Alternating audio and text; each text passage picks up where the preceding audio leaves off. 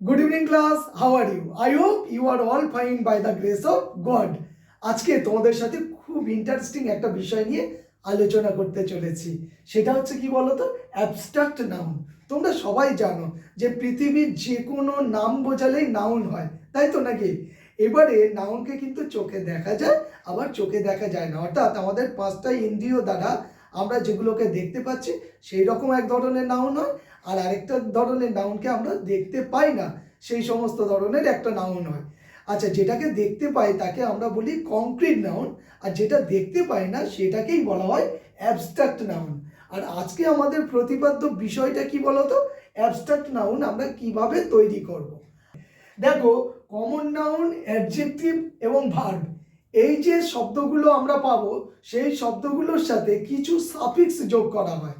সেই সাফিক্সগুলো যোগ করলেই কি হয়, এগুলো অ্যাবস্ট্রাক্ট নাউনে রূপান্তরিত হয়ে যায়। ঠিক আছে, তো কি কি শব্দগুলো মানে কি কি সাফিক্সগুলো বসাতে হয় সেটা নিয়েই তোমাদের সাথে ডিটেলসে আলোচনা করব, তোমরা দেখতে থাকো। আর সাফিক্স যারা জানো না কি, সেটা বলে রাখি যে আমরা মূল ওয়ার্ডের সামনের দিকে, ঠিক আছে, কয়েকটা ওয়ার্ড যুক্ত করি, যেমন LY, TION সান, SION সান, ঠিক আছে, এইসবগুলো যখন যোগ করি সেইগুলোকেই আমরা সাফিক্স বলি। তাহলে সামনে যোগ করাকে কি বলা হয়, সাফিক্স। এই সাফিক্স যোগ করে আমরা কি করতে পারি না, এই অ্যাবস্ট্রাক্ট নাউন ফরমেশন করতে পারি। সেটা কিসের থেকে, কমন নাউন থেকে, অ্যাডজেক্টিভ থেকে আর ভার্ব থেকে। চলো আমরা ডিটেলসে দেখি। এইবারে ভালো করে লক্ষ্য করলে তোমরা দেখবে যে এই বয়, বয় মানে বালক, কমন নাউনে পড়ে। এই কমন নাউনের সাথে আমরা যখন হুডটা যোগ করেছি তখনই কি হয়ে গেছে, বয়হুড। ঠিক আছে, বাল্যকালের একটা দশাকে বোঝানো হচ্ছে। চাইল্ডহুড, একইভাবে দেখো হুড যোগ করা হয়েছে। তাহলে এটা দ্বারা তোমরা বুঝতে পারছো যে এটাতে তার মানে হুড যোগ করে আমরা কি করতে পারি না, কমন নাউনকে অ্যাবস্ট্রাক্ট নাউনে পরিবর্তন করতে পারি। তারপর এটা দেখো ফ্রেন্ডশিপ, দেখো ফ্রেন্ড থেকে কি করা হচ্ছে, ফ্রেন্ডশিপ এসছে। তাহলে এখানে শিপ যোগ করেও আমরা কি করতে পারি না, অ্যাবস্ট্রাক্ট নাউন তৈরি করতে পারি। স্লেভ আছে, স্লেভ থেকে দেখো স্লেভারি আছে, মানে ওয়াই যোগ করে বা RY যোগ করে, ঠিক আছে, আমরা কি করতে পারি না, এই অ্যাবস্ট্রাক্ট নাউন তৈরি করতে পারি। আচ্ছা দেখো তো, শেষেরটা লিখেছি কিং, কিংকে কিভাবে আমরা অ্যাবস্ট্রাক্ট নাউনে কনভার্ট করব, কিভাবে করতে হয় দেখো, এইখানে নেই কিছু, আমরা তাহলে কিংকে KING, কিং, তার সাথে একটা ডম যোগ করব, তাহলে কিংডম। তখন এটা কি হয়ে যাবে, অ্যাবস্ট্রাক্ট নাউন হয়ে যাবে। এরপরে তোমরা পরেরটা লক্ষ্য করো, পরেরটা কি আছে না, অ্যাডজেক্টিভ আছে। তাহলে মূল শব্দগুলো কি হবে, অ্যাডজেক্টিভ হবে। সেই অ্যাডজেক্টিভের সাথে কি কি যোগ করে আমরা অ্যাবস্ট্রাক্ট নাউন তৈরি করতে পারবো। দেখো, অনেস্ট আছে, অনেস্ট মানে সততাকে বোঝাচ্ছে, তার সাথে ওয়াই যোগ করেছি, অনেস্টি হয়ে গেছে, তখন এটা কি অ্যাবস্ট্রাক্ট নাউনে পরিবর্তন হয়ে গেল। দেখো কাইন্ড আছে, তার সাথে NESS নেস যোগ করেছি, কাইন্ডনেস হয়ে গেছে, তাহলে তখন নেস যোগ করে আমরা কি করছি, অ্যাবস্ট্রাক্ট নাউন তৈরি করছি। আচ্ছা পরেরটাই দেখো, ওয়াইজ লেখা আছে, ওয়াইজের সাথে আমরা কি করেছি, ডোম যোগ করেছি, যোগ করে এটাকে অ্যাবস্ট্রাক্ট নাউন তৈরি করেছি। ব্রেভ আছে, ব্রেভের সাথে দেখো ওয়াইজ যোগ করেছি, ঠিক আছে, ব্রেভারি হয়ে গেছে, তখন হচ্ছে এটাও অ্যাবস্ট্রাক্ট নাউন। তোমরা দেখো পরেরটাই কি আছে, হ্যাপি আছে। আচ্ছা বলো তো, হ্যাপির সাথে কি যোগ করলে তাহলে তোমরা অ্যাবস্ট্রাক্ট নাউনে পরিবর্তন করতে পারবে। সরি, দেখো এই হ্যাপির সাথে আমরা কি যোগ করতে পারি, যদি না পারো তো ভালো, আর যদি না পারো দেখে নাও।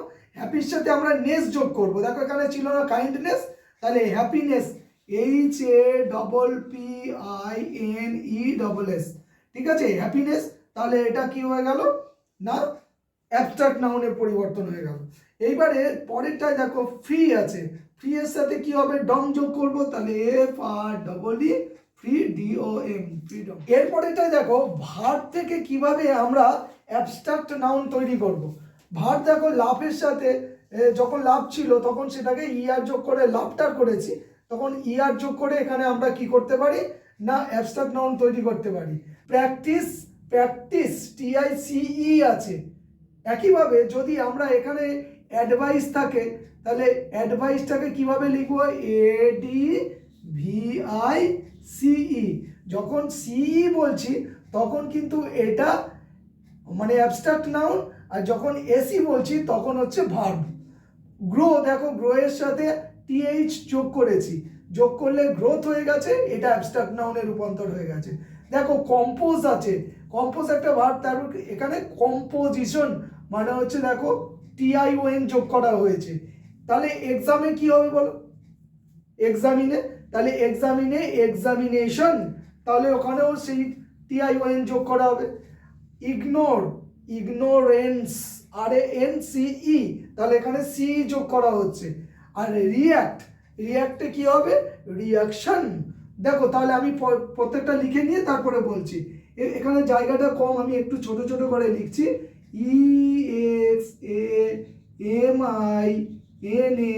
EXAMINATION, তাহলে এখানে TION যোগ হয়েছে। ইগনোরেন্স, IGNORANCE, এখানে সি যোগ হয়েছে, এখানে এই ইটা এ হয়ে গেছে কিন্তু। আর রিঅ্যাকশনে দেখো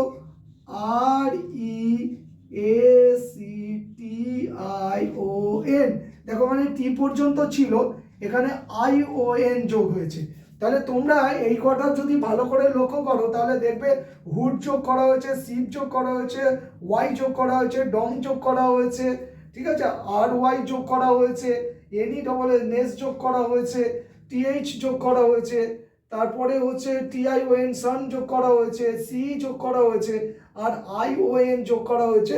তাহলে এই রকম ভাবে আমরা কি করতে পারি, ভার্বের সাথে, অ্যাডজেক্টিভের সাথে বা কমন নাউনের সাথে মানে সাধারণ নামের সাথে আমরা এই রকম ভাবে শব্দগুলো, এগুলোকে কি বলা হয়, সাফিক্স, সাফিক্স যোগ করে কি করতে পারি না অ্যাবস্ট্রাক্ট নাউনে রূপান্তর করতে পারি। ঠিক আছে, তোমরা এই রকম ভাবে চেষ্টা করবে এবং বইয়েতে দেখবে যে অনেক উদাহরণ দেওয়া আছে, ওখান থেকে তোমরা প্র্যাকটিস করে নেবে। ভিডিওটা যদি হেল্পফুল মনে হয় তাহলে অবশ্যই ফেসবুক পেজটাকে লাইক করো, আর যদি ইউটিউব থেকে দেখো তাহলে চ্যানেলটা সাবস্ক্রাইব করতে ভুলো না, বন্ধুদের সাথে শেয়ার করো, ওরা যাতে মানে এগুলো শিখে নিতে পারে। আর অবশ্যই যদি ইনস্টাগ্রামে DM করতে চাও তাহলে RK বাংলা ব্লগ অফিসিয়ালে তোমরা DMও করতে পারো। তো দেখা হচ্ছে পরবর্তী কোনো ইন্টারেস্টিং টপিক নিয়ে, ততক্ষণ টেক কেয়ার, বাই।